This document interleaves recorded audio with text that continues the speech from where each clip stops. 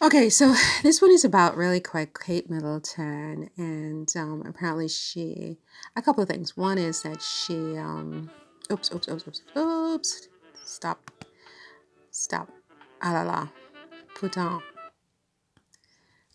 Now I have a black screen. What is this? Okay, so much for quick, huh? I don't do quickies. I'm not very good at quickies. I just fumble all over the quickies. I can't do this. What is this? Kate is a kiss. Okay, so Kate, where is it? So Kate apparently did some kind of princess shuffle, and where I say où ça? Je comprends pas. C'est quoi ça? C'est quoi ça? Okay, whatever. So this is not what I wanted to talk about. Kate shows off princess shuffle in viral moment ahead of King Charles's coronation. Okay, so I keep looking for the princess shuffle and I can't find a princess shuffle. I don't know what they're talking about, but apparently she went to see Queen Margrethe in Denmark and Princess Mary in Denmark recently. I think Queen Margrethe is the mean granny, isn't she? She sort of took away the titles of her son's children recently. So it's curious that Kate went to see her, of all people, at this moment in time. So I guess she's basically saying to Meghan, the minute she's queen, the minute she becomes queen, Meghan's title and Meghan's children's titles are history. That's basically what she's saying. She speaks without speaking. I've noticed, right? She's like one of those. So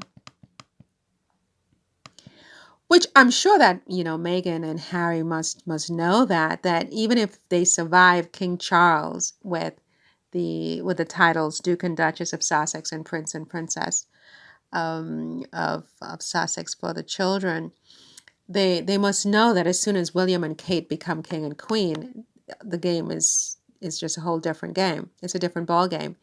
And that is one of the reasons I insist that they create an alternative life now. They start to wean themselves off of the Kool-Aid because it isn't going to last so long as Kate is queen. I mean, if something happens and Kate never becomes queen, for example, she and William divorce before he becomes king, or for some reason he never becomes king or something like that. Okay.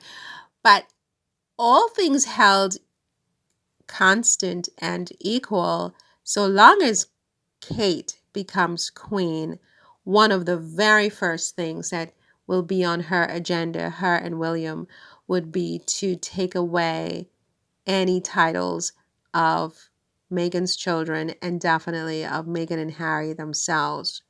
And I imagine that they will start to lobby for that long before they actually take the throne, like starting now, with the parliament and the government and whatever they need to do to make sure that once she becomes queen, she will definitely remove those titles. And I think this curious timing of this visit to Queen Margrethe of Denmark is speech. I mean, it's a way of speaking. It's telling you what's going to happen. These are my friends. I agree with what they do.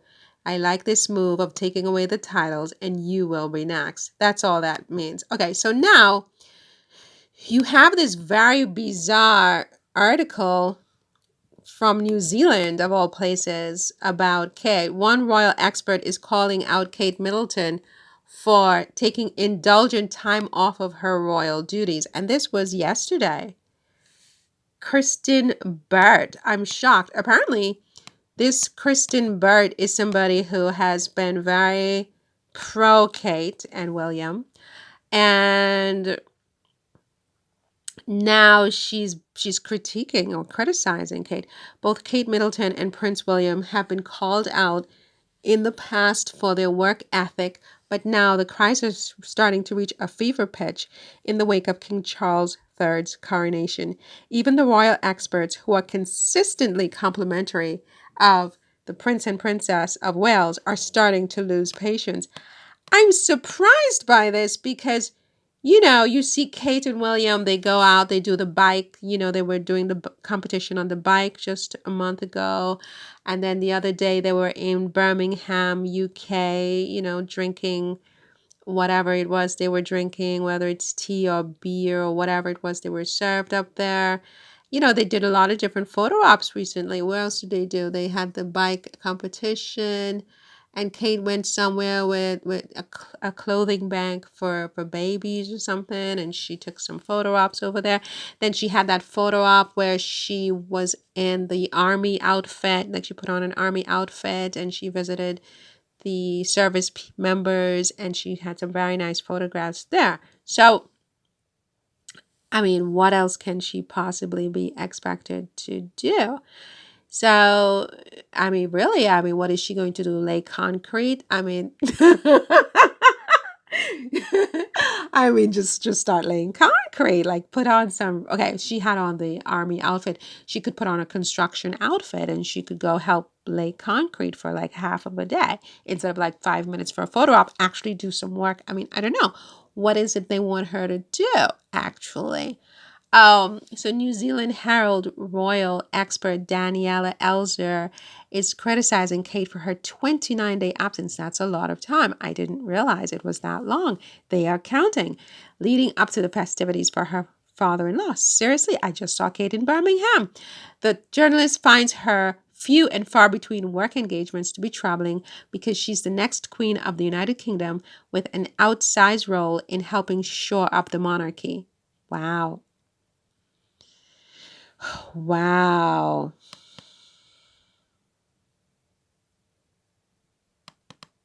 Wow.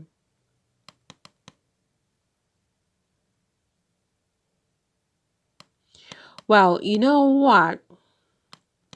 I would say that, Meghan and Harry are definitely, they seem a lot busier. They seem a lot more productive than Kate and William. I mean, I think Kate and William are struggling to find ideas, of in terms of what can they actually do?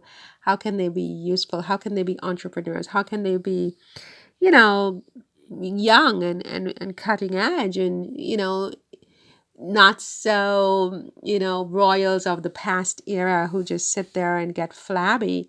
How can they actually be engaged and be busy doing stuff and not just, the carnival act. I mean, the carnival act, I'm not into it. They go, they sip a beer somewhere, they ride a bike to have a race where Kate beats William. Come on. At least William could beat Kate on the bikes, right? I mean, you have Kate beating William on the bikes. This is a circus. Or what else do they do? I mean, they do a lot of different photo ops. They haven't been to a hospital lately with the flowers, which is a relief. But, they struggle because, historically, it wasn't like that. But even King Charles is an entrepreneur, and he has, is it Waitrose? I don't remember the name of his brand, but he's quietly an entrepreneur and he makes a lot of money. And so really it's not because they're royals, it's because of who they are personally. Kate and William are not very entrepreneurial and they're not very industrious. It's a lot of work. They don't have ideas, so they struggle. They get a team. The team, comes up with, some harebrained scheme sometimes.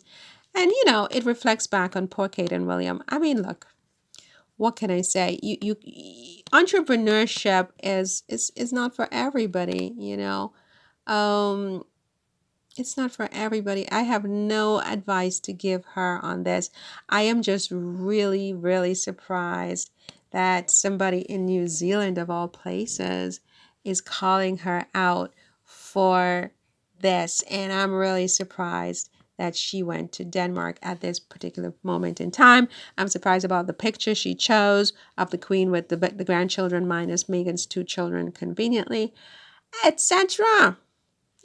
Etc. But, whatever. See you in the next one. Take care.